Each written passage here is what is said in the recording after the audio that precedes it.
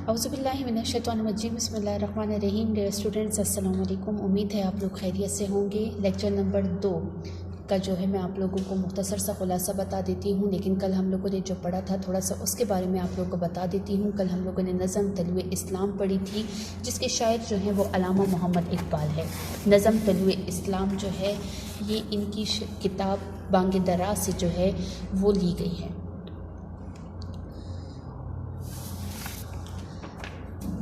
نظم کی تعریف۔ نظم کے لغوی معنی ہے لڑی میں پرونا، اصطلاحی معنی ہے اشعار کا ایسا مجموعہ جو ایک تسلسل اور ترتیب کے ساتھ بیان کیا جائے، اس کا ہر شعر دوسرے شعر سے جڑا ہوتا ہے۔ کل آپ لوگوں کو میں نے یہ بھی بتا دیا تھا کہ نظم طلوع اسلام حیت کے اعتبار سے ترجیح بند ہے۔ تعریف آپ کو بتا دی تھی، لیکن یہ آپ لوگوں کے پاس جو آپ لوگوں کا حصہ الف آتا ہے درست جواب کا انتخاب کریں، اس میں یہ آپ کے پاس MCQs کے طور پر آ سکتا ہے، تو یہ آپ لوگ اپنے پاس نوٹ کر لیں۔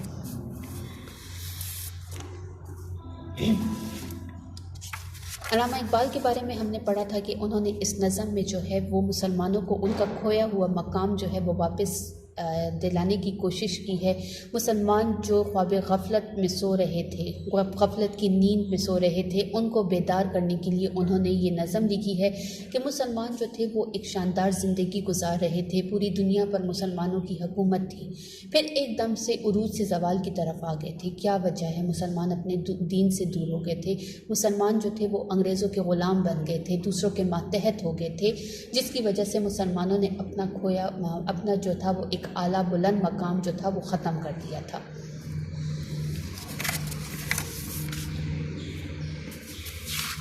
یہاں پر اب ہم لوگ صفحہ نمبر 111 پر آج پڑھیں گے، تو یہ آپ لوگ دیکھیں۔ یہ نقطہ سر گزشتے ملت بیدا سے ہے پیدا، کہ اقوام زمین ایشیا کا پاسباں تو ہے۔ سبق پھر پڑھ صداقت کا، عدالت کا، شجاعت کا، لیا جائے گا تجھ سے کام دنیا کی امامت کا۔ یہی مقصود فطرت ہے، یہی رمز مسلمانی، اخوت کی جہانگیری، محبت کی فراوانی۔ بتان رنگ و خون کو توڑ کر ملت میں گم ہو جا، نہ تورانی رہے باقی، نہ ایرانی نہ افغانی۔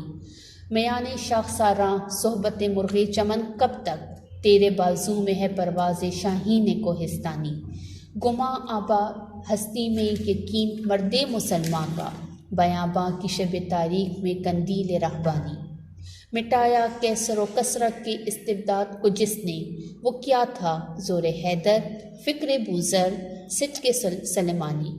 ہوئے احرار ملت جاد پہماں کس تجمل سے، تماشائی شگاف در سے ہیں صدیوں کی زندانی۔ اب یہاں پر آپ لوگ شعر نمبر 7 کی طرف دیکھیں۔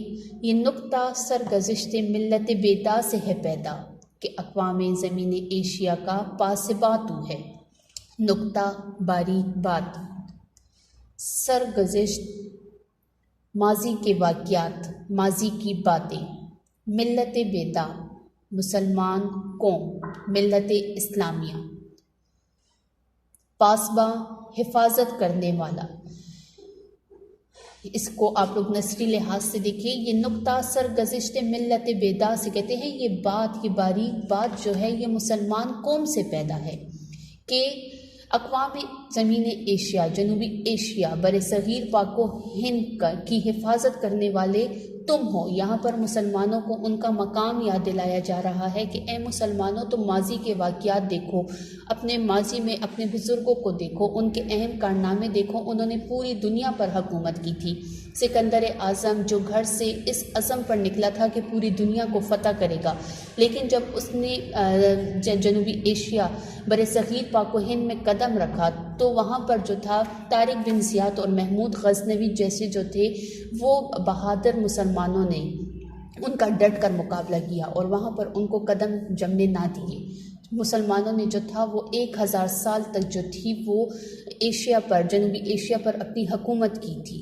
تو مسلمانوں اب جو مقام تم کھو بیٹھے ہو اس کی کیا وجہ ہے؟ تم اپنے ماضی کے مسلمانوں کے واقعات کو دیکھو، ان کی طرح اپنے کارنامے دیکھو اور ان کی طرح زندگی گزارنے کی کوشش کرو۔ شعر نمبر 8۔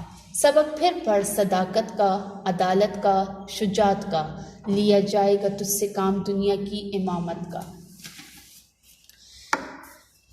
सदाकत सच्चाई, सिद्क से निकला है। अदालत इंसाफ, शुजात बहादुरी, इमामत रहनुमाई। कहते हैं मुसलमानों को कहा जा रहा है कि तुम सच्चाई का, इंसाफ का, बहादुरी का सबक पढ़ो, तुमसे इस बात के बारे में पूछा जाएगा। अब यहाँ पर है मुसलमान जो है, ये आप लोगों के पास एक हदीस भी है, आप लोग की इस्लामियात में ये पढ़ भी चुकी हैं कि हर शख्स जो है वो अपनी रैयत के लिए जवाबदेह है। हर शख्स से उसकी रैयत के बारे में सवाल पूछा जाएगा।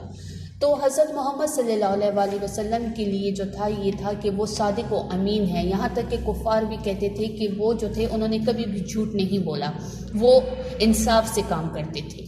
इसी तरह जो था वो मुसलमानों के लिए जो है, यहाँ पर हज़रत उमर और हज़रत अली रज़ी अल्लाह अन्हा की मिसालें हमारे पास मौजूद है कि किस बहादुरी से जो था उन्होंने इस्लाम को फैलाया है, किस बहादुरी से, किस डट कर जो था वो उन्होंने दीन की तबलीग की है। कहते हैं ये जो हम कर रहे हैं, अब यहाँ पर हम आ गए हैं, दुनिया में आ गए हैं, इस्लाम आ गया है, हम हाथ पर हाथ रख कर नहीं बैठ सकते। हमसे हर एक चीज़, हर एक लम्हे के बारे में पूछा जाएगा। हम झूठ से काम नहीं ले सकते, हम बेइंसाफ़ी नहीं कर सकते, हम जो है वो बुज़दिली का मुज़ाहरा नहीं कर सकते। हर एक चीज़ के बारे में हमसे पूछा जाएगा। तो कहते हैं अपने हर अमल के लिए, अपने हर वक्त के लिए, अपने हर सेकंड के लिए आपको जवाबदेह होना होगा। तो फिर ए मुसलमानों, तुम इतने बेपरवाही की ज़िंदगी क्यों गुजार रहे हो? तुम्हें जब अपने हर अमल के बारे में जवाबदेह होना होगा तो फिर तुम जो हो वो अपनी ज़िंदगी जो है वो इस्लाम के असूलों के मुताबिक बहादुरी से जो हो वो गुजारो। यहाँ पर आप लोग ये मुश्किल अल्फाज के मायने देखें।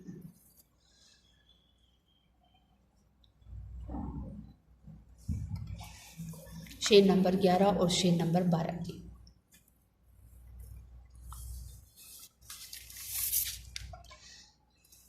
इस पूरी नज़म में आप लोगों को जो है वो बार बार यही बताया जा रहा है कि मुसलमान जो है वो आम उम्मत नहीं है। अल्लाह ताला ने मुसलमानों को एक ख़ास कौम, एक ख़ास उम्मत का दर्जा दिया हुआ है। तो ए मुसलमानों, अपनी ज़िंदगी जो है वो इस्लाम के असूलों के मुताबिक बहादुरी से गुजारो। इस्लाम के असूलों के मुताबिक अपनी ज़िंदगी जो है वो चलाने की कोशिश करो और दूसरों की तकलीद में अपनी ज़िंदगी जो है वो ग़ुलामी की ज़िंदगी मत गुजारो।